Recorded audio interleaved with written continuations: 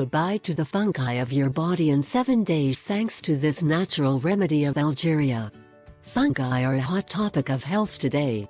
It's hard for you not to know some people who have had fungus at some point in their life and somewhere in their body.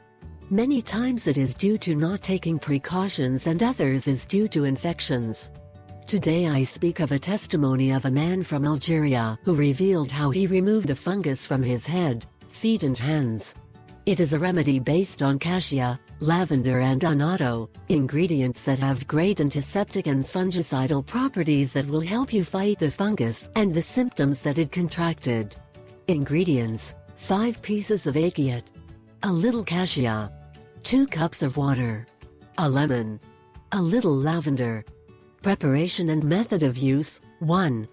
Place the 2 cups of water, the lemon peel, the 5 pieces of achiate and a good amount of cassia to boil for no more than 12 minutes. 2. Preserve: be prepared by storing it in a refrigerator for daily use. 3. Then wash the areas affected by the fungi, apply it every day until they disappear completely. 4.